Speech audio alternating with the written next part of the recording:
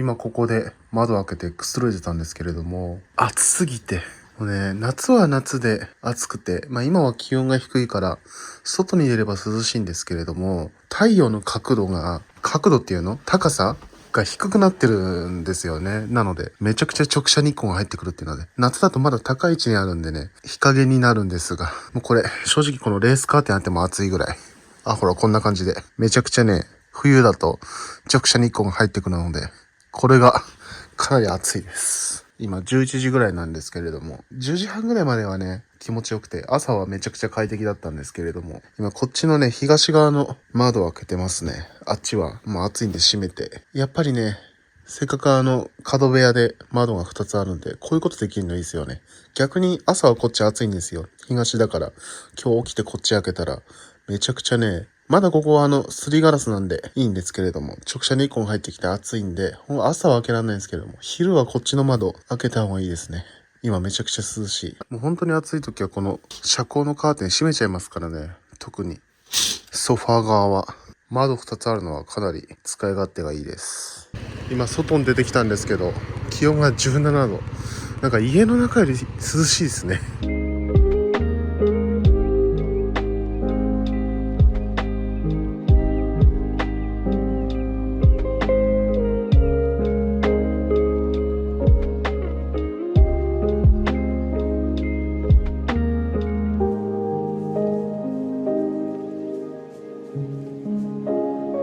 はい、大野原森林公園に来ました。めっちゃ久しぶりだな。で、今ちょうど12時ぐらいですね。ということで、紅葉がね、そろそろ見頃かなと思って、今日11月の3日なんですけれども、紅葉をね、見たいんで、逃したくないなと思って、10月の中旬ぐらい、さすがに早かったんですよね。そのくらいからね、でも、なんかね、今通ってきた道が結構イチョウ並木的な感じでめちゃくちゃ綺麗だったんですけど、紅葉はまだで、まだ早いですかね。なんか去年もっと早かった気がしたんですけど、今年はやっぱり暑い影響か、11月に入っても紅葉だんだんしてきてますが、まだ見頃が先な気がしますね。結構去年だと10月の下旬くらいに見頃を迎えてたような、見頃は迎えてないかもしれないけど、始まってたような気がしたんですけどね。今年は結構遅いですかね。ほら、まだ見頃ではないくらい。今日はね、めんどくさがらず一眼レフのカメラ持ってきたんで、せっかくなんでフォトウォークでもしようかなと思います。めちゃくちゃ天気もいいし、すごいいい感じ。もうね、カメラ持ち出すの久々すぎるんで、もうずっと iPhone で撮ってて、めちゃくちゃ久しぶり感半端ないんですけど、なのでもう今日はもう全部フルオートでいきます。マニュアルフォーカスとか使うことあるかもしれないですけど、もう基本フルオートで。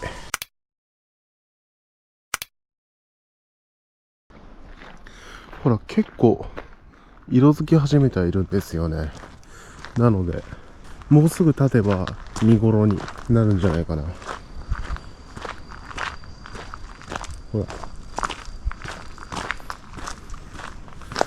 いいですね。今日めちゃくちゃ散歩日和、暑くもなく寒くもなくって感じで、天気もいいし。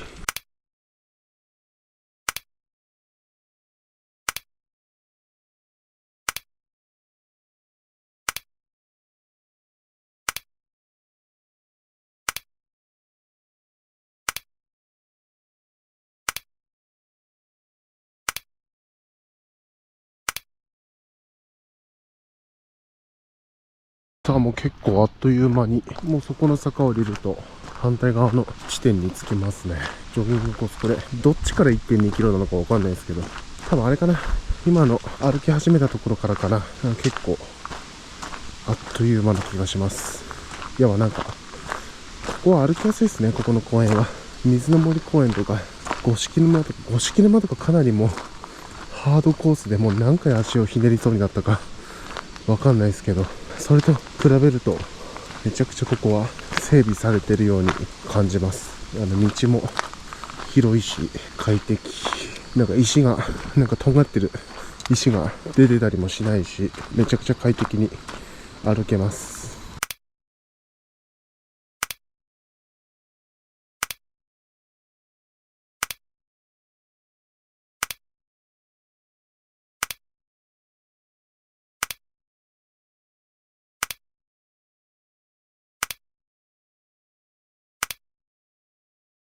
あ、やっぱりそうだな。歩き始めたところから1.3キロということで、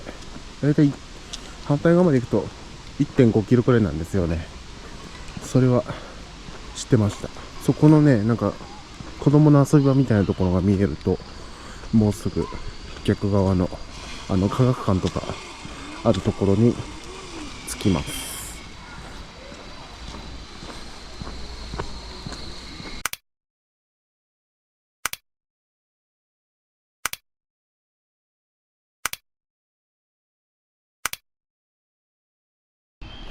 はいはいはい、反対側まで歩ってきました。いいですね。今日日曜日だから人多いかと思ったけど、そんなことない。空いてて快適です。でもさすがにこっちのエリアは結構人が、地下鉄の駅がもうそこにあるってこともあって、結構こっちにまで来ると人はいますね。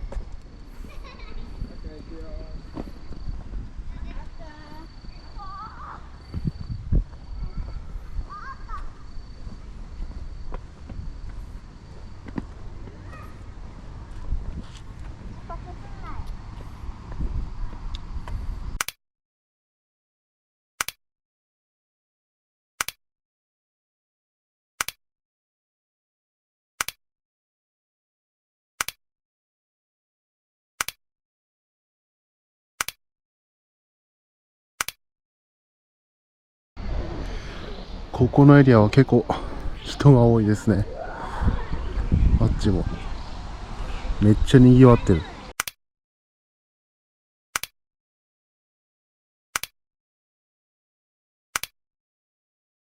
ここら辺まで来ると、さっきのところから回ってくると大体2キロくらい歩ったことになるのかなっていう感じ。いや、いい雰囲気ですね。ここに着いたのが12時ちょうどぐらいで、そこに時計があるんですけど、今ちょうど50分ぐらい経ったのかな。まだ1時になってないから1時間は経ってないですけど、だから結構ゆっくりペースでのんびり歩いてきました。お、ちょうど地下鉄も来てますね。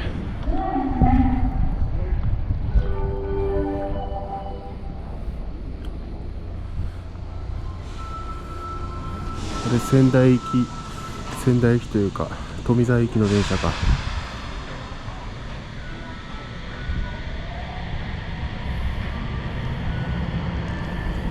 そう、このカメラね、タッチフォーカスでこう画面タッチして撮影できるのはすごい便利なんですけれども、このタッチの精度っていうか、なんていうの、タッチが敏感すぎて、これカメラ電源入れたままこうやって歩いてると、この画面がね、この服とかに擦れたりすると、それでも反応しちゃうんですよね、指じゃなくても。だから結構誤発して後でプレビューっていうか、PC に入れてみたときによくわからん写真が撮れてたりすることがあるんですよね。おう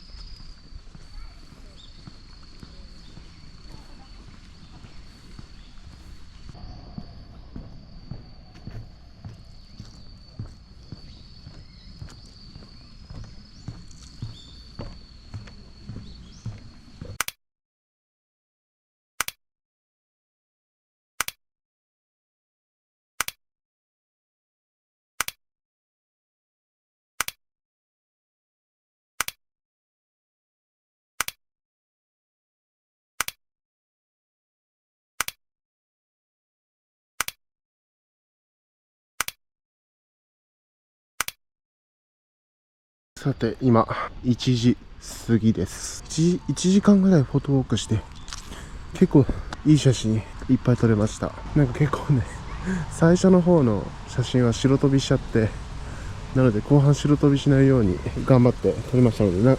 後半の方が結構いい写真じゃないかなと思います。これ今 GoPro で撮ってるんですけど、GoPro がめちゃくちゃ軽く感じますね。やっぱりもう一回り小さいカメラが欲しいかなと思いますね。あのカメラはあのカメラでいいんですけれども、やっぱ重くて重いのもあるし、取り回しもちょっとあれだし、あとでかいんで結構目立つんですよね。で、結構シャッターの音もバチンって結構でかい音が鳴るんで、もう少し気軽に日常使いできるカメラが欲しいですね。なんかファインダーレスのミラーレスカメラが欲しいですね。ファインダーついてるんですけど、ファインダー使ってなくて、ディスプレイでプレビューしながら撮影してるんで、なのでファインダーがなくても私の場合は、てかファインダーなくて小型のミラーレスカメラとかの方がいいと思うので、そういうのを探したいですね。なんかイベントやってるんですよね。ここにスタートとかゴールとか書いてあって、受付、なんかここ受付らしいんですけど、なんか子供のなんだろうね、いろいろ探検するみたいですから、なんか紙持ってみんな歩き回ってるんですけど、なんかやってます。動画も撮れるようなミラーレスのカメラをね探してたんですけれども、最近結構もう本当に動画は iPhone とかこの GoPro とかで結構十分だなって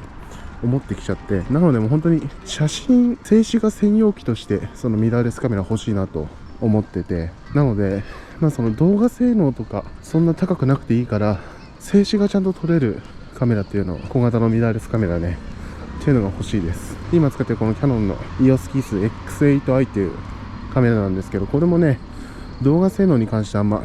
高くなくて、フル HD の 30fps までかなっていう感じで、4K とか撮れなくてフル HD までなんですよね。フル HD でも 60fps 撮れなくて、60fps 撮影するためには 720p まで落とさないといけないっていう感じで、60fps で撮ることはないんですけれども、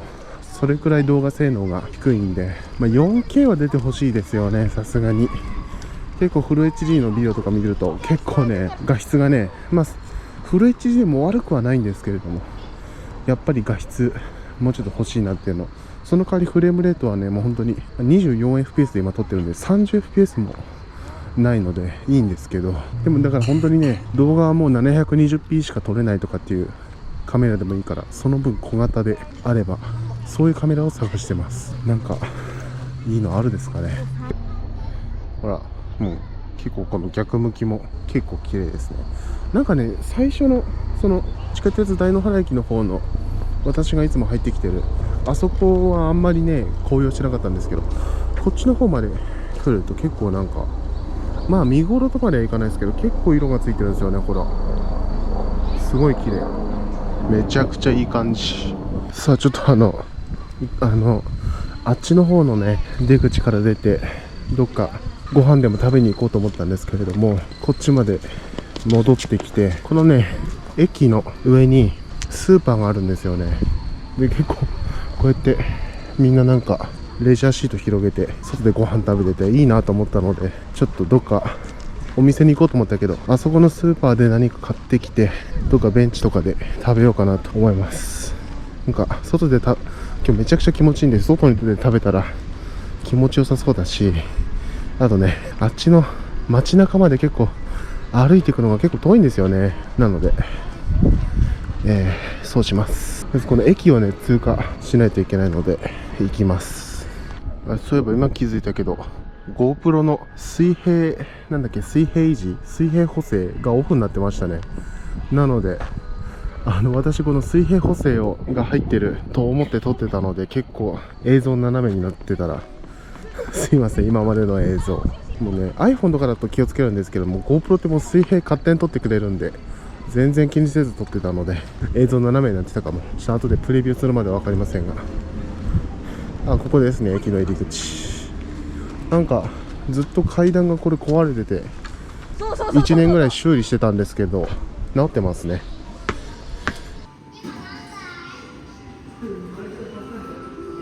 こっちですね、バスターミナル方面。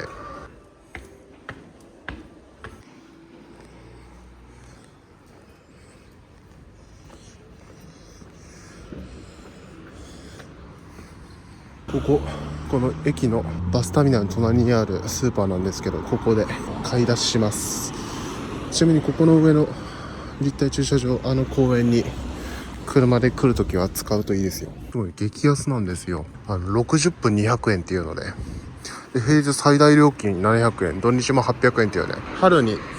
大野原公園でマラソンやった時、ここに車止めたんですけれどもね、結構大きい駐車場で、そのマラソン大会の時も全然いっぱいになってなかったので、ここに止めてですね、公園の駐車場はね無料なんですけど、台数が本当に数台しか止められないんですよ。でかい公園なのに。よし、 OK。 ここも綺麗ですね。ここすごい作りなんですよ。そこのね、ここの道路の下が地下鉄の駅になってて、あそこの柵の向こうがね、こう一段下がってて、あそこの下に公園があるっていう感じなんですよ。で、これがバスターミナルなんですけど、一回このバスターミナル入って階段で下に降りると、この下が地下鉄の駅になってて、でその地下鉄の駅をくぐり抜けると公園に出るみたいな、もう地形に合わせた構造に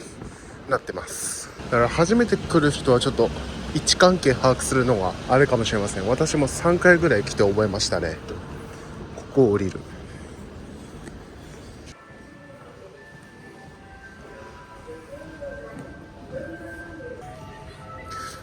どこで食べようかな。いいっすね。そこら辺のベンチとか良さげですかね。この三ツ矢サイダーの特納アップルってやつと、このソーセージパン、そして、メンチカツサンドです。本当になんかおにぎりっぽいの買おうかなと思ったんですけど、あんまりなくて、なんか惣菜、なんだろうな、パックに入った惣菜は結構あったんですけれども、あんまりね、ゴミとか捨てる場所がなさそうなんで出したくなかったのと、結構なんかね、パンが充実してたんですよね。あそこのスーパー、おにぎりとかよりパンの方がありました。これうまいな。初めて食べたんですけど、なんかこのカレーパンのパンみたいなの中にメンチカツが入ってるっていう。やっぱこの生地だったらちょっとカレー入ってて欲しくなっちゃいますけれども、でも十分美味しいわ。結構何回か電車来て思いましたけど、この富沢行きの電車が来てすぐ、この富沢行きの電車がね、この駅を出るとすぐ泉中央行きの電車が来るんですよね。だからちょうどこの駅のところが入れ替わりというか、ちょうど一緒になるポイントなんですかね、その両側の電車が。厳密にはあっちの駅に入るところですれ違ってるっていう感じなんでしょうか。多分今富沢行きの電車が出発しますけれども、これが出ると多分すぐ来ます。これ今富沢行きの仙台駅方面の電車が出てって、そうするとすぐアナウンスが流れるような気がしますけど、ほらもう来るっていうアナウンスが流れて、はい、もう来ましたね。もうものの10秒くらいで、本当ちょうどあそこら辺ですれ違ってるんですね。ちなみにちょっと白い建物、あれ頭に見えてると思うんですけど、あれが立体駐車場とかの1階がスーパーで、上が立体駐車場になってる建物ですね。違うね、あれか、バスターミナルです。スーパーもっと奥ですね。この手前にバスターミナルがあったんで、多分バスターミナルの建物です。でちょうどここ階段があって、こう下に降りてきた感じですね。で手前の道路がね、この駅舎の上をずっと、通ってて、本当にこの建物の上道路通ってるって感じですね。上にいると全くそれは感じないんですけど、ちょっとあっちの方行くと、ほら信号機とか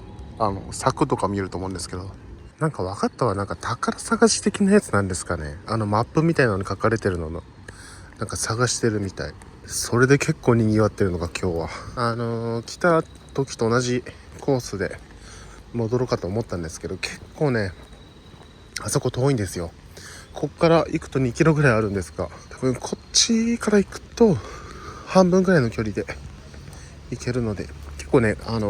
迂回する感じで戻るんですけれども、こっちだとこうストレートに行くので、ちょっとこっちもね通らないので、こっちから行こうかな。もうすでに日が傾いてきた。今2時前ぐらいなんですけれども、これがもう本当にね、あと2時間ぐらいすると一気に暗くなるんで、いや日が短いですね。もう4時になると暗いかな。一応日没が4時、5時前くらいっては天気予報に書いてあるんですけど、もう4時くらいから暗いですね。こう見えて、もうあと2時間ぐらいしか明るくないというね、結構寂しいです。と大野原、この公園のマラソンの時ね、これそう、こっちね、距離は短いんだけど、その分結構ね、勾配がきついんですよ。多分この公園の中で一番きついんじゃないかな。で、長い、勾配にしては。なので、結構ね、こっちがね、上りで、だから、あれですね、今歩ってきた周り、時計回りかな、なんですけど、ここがね、ちょうど上りできつかったんで、ここはもうずっと歩ってましたね。もう、下手にここで体力消耗しないで。で、あっち側のね、フォトークしながら来たコースが結構ね、下り気味なんですよ。なので、もうあそこで頑張って、ここではちょっとね、歩ってました。休憩にはなんないですけど、これ登ってるんで。正直今、こうやって歩ってるだけでも結構息切れてくるぐらい、結構なね、これ映像で見るより結構な勾配です。ほら、このベンチとか見るとお分かりいただけると思うんですけど、結構ほら結構な勾配。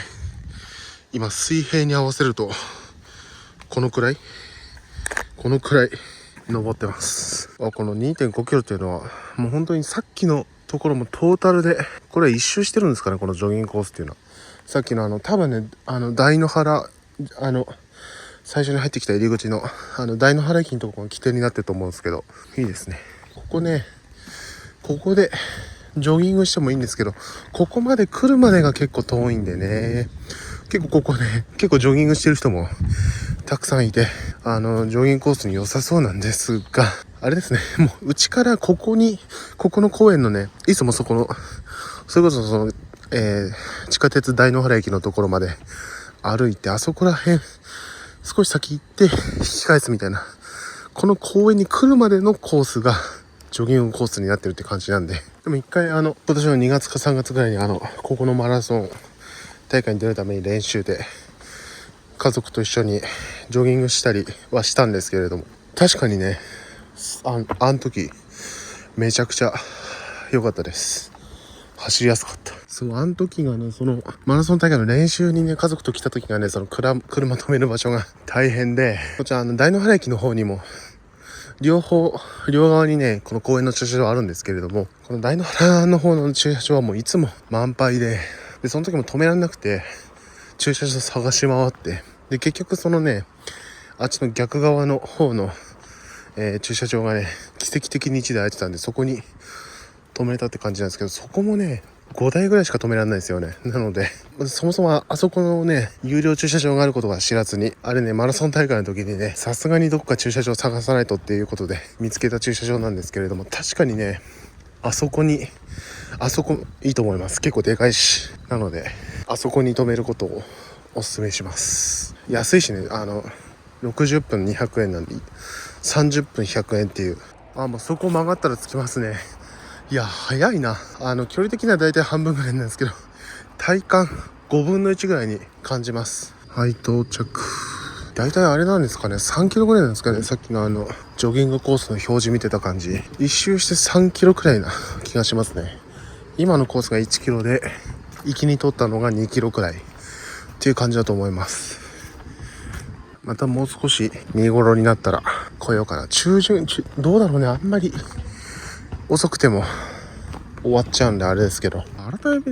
めて見たらこっちの駐車場は結構でかいですね。20台以上は止められそうな気がしますけど、それでも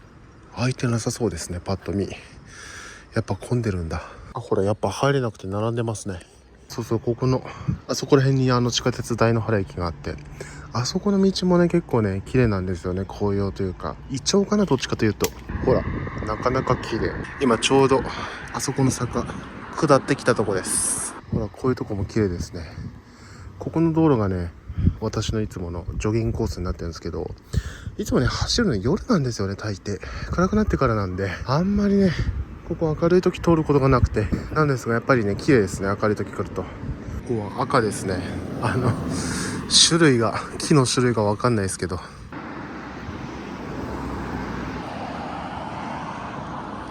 の上の道路ですね。降りてきました。